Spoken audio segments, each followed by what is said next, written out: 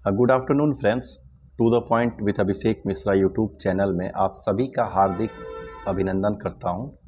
दोस्तों, जैसा कि एक बिहार में बहुत दिनों से मच अवेटेड भर्ती का इंतज़ार खास करके नौजवान स्टूडेंट के द्वारा किया जा रहा था, सब इंस्पेक्टर की वैकेंसी की, जो पिछले साल दशहरा से ही मतलब कितना लोग तो यूट्यूब पे वीडियो बना बना के थक गए कि अब आने वाला फाइनली बीपीएसएससी के द्वारा इसकी नोटिफिकेशन जारी कर दी गई है और इसी के संदर्भ में हम लोग कुछ बात करेंगे। वीडियो थोड़ा सा लंबा भी हो सकता है, तो आपके पास टाइम है तो आप बिल्कुल देखिएगा, ठीक ना। और देखिए, कोई भी आपका यूट्यूब का वीडियो है, चाहे मेरा है चाहे किसी भी का भी हो, कोई भी चैनल का, आपको लगता है कि हाँ इसके चैनल से हमको सपोर्ट है तो देखना है, लगता है नहीं सपोर्ट है तो नहीं देखना है। किसी का भी चैनल हो, जान लीजिए, हमारा हो या किसी को अपना टाइम वेस्ट नहीं करना है। अब हम लोग डायरेक्ट मुद्दा पे आते हैं, ठीक ना। शॉर्ट बात, एक शॉर्ट्स में हम लोग बातचीत करेंगे, तीन चार ही। जैसे देखिए, अभी आपका जो नोटिफिकेशन आया है इसमें क्या है कि 1799 सीट आया है, ठीक। और ये अच्छी खासी सीट है। देखिए, इससे पहले जो आपकी जो भर्ती आई थी 1275, ठीक ना। अब इसमें 1700 जो 99 पोस्ट है, 26/9 से आपकी ऑनलाइन होना शुरू हो जाएगा। मेरा सलाह मानिएगा, ऑनलाइन जैसे शुरू होगा, काहे लिए लास्ट तक वेट करना है, ठीक ना।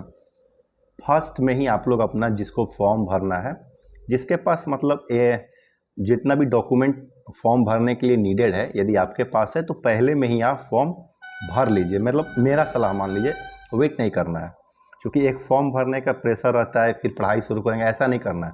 फॉर्म पहले में ही आपको भर देना है, ठीक।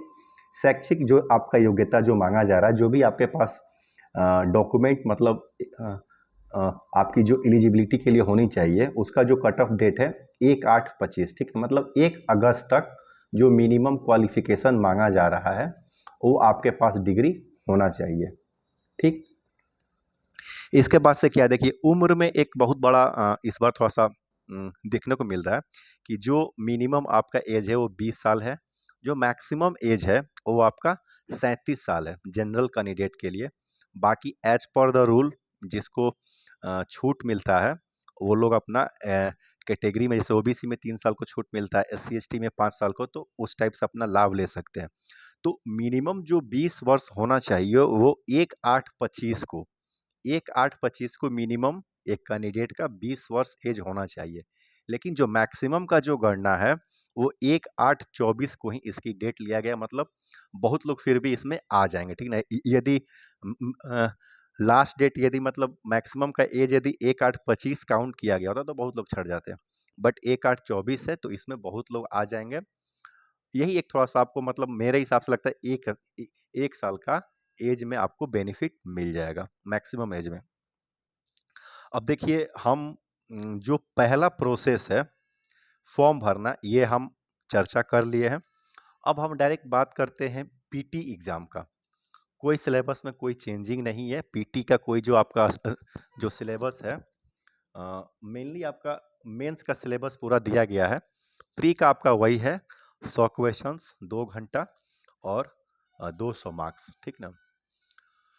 जो पिछले बार से जो भी एग्जाम हम 2446 से कंटिन्यू यूट्यूब पे आप लोग के समक्ष हम हैं, हालांकि कंटिन्यू हम नहीं रह पाते हैं।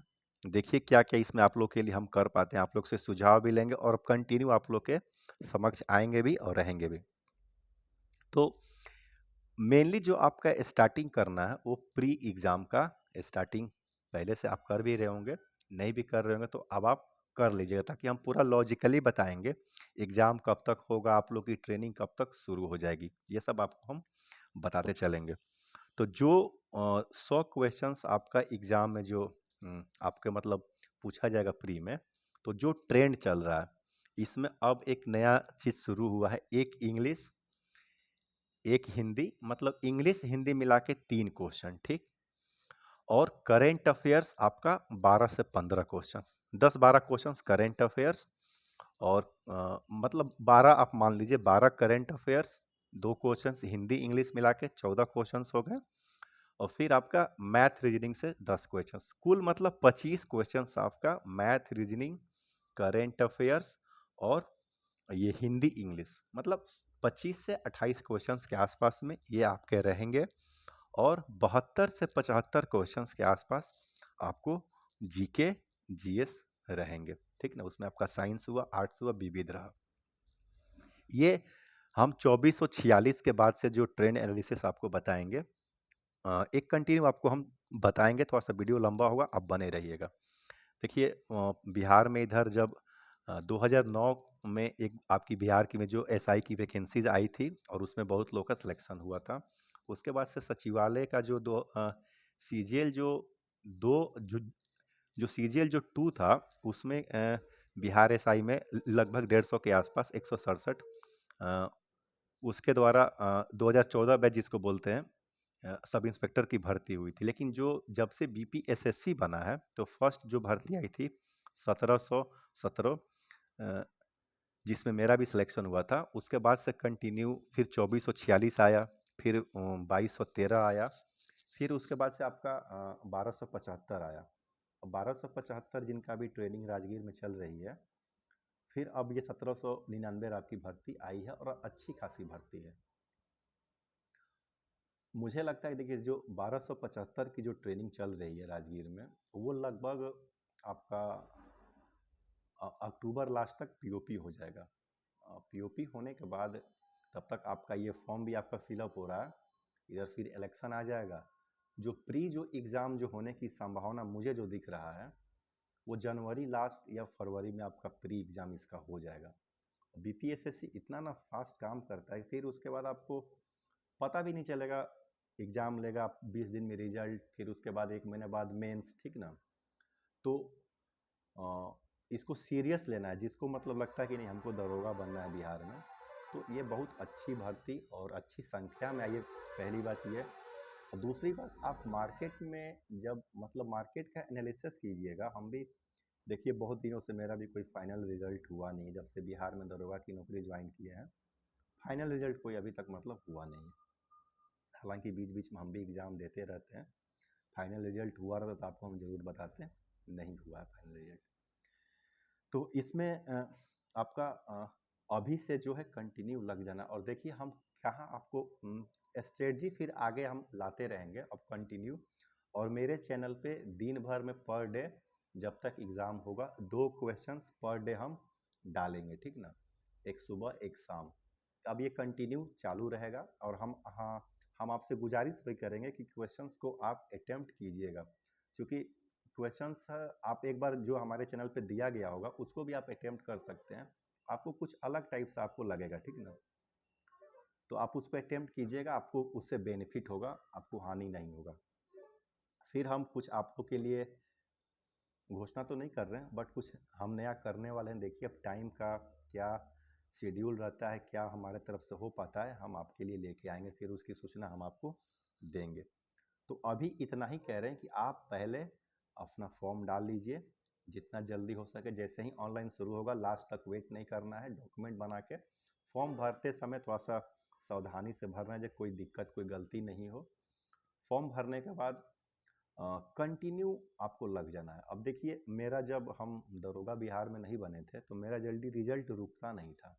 जब भी एग्ज़ाम देते थे रिजल्ट हो जाता था। लेकिन अब जब से बने तब से हम एग्ज़ाम दे रहे हैं। हम भी तो बहुत सारा एग्ज़ाम दिए लेकिन कहीं फाइनल सिलेक्शन नहीं हुआ। तो कुछ चीज़ें जो हम आपको सब दिन कहते हैं, आज भी वनडे एग्ज़ाम में जो बेस है वो सेट प्रैक्टिस है, जान लीजिए। एकदम सेट प्रैक्टिस, एकदम मतलब समझिए कि आपका बेस है, की हो गया है। बिना सेट प्रैक्टिस के आपके पास ज्ञान कितना भी रहेगा।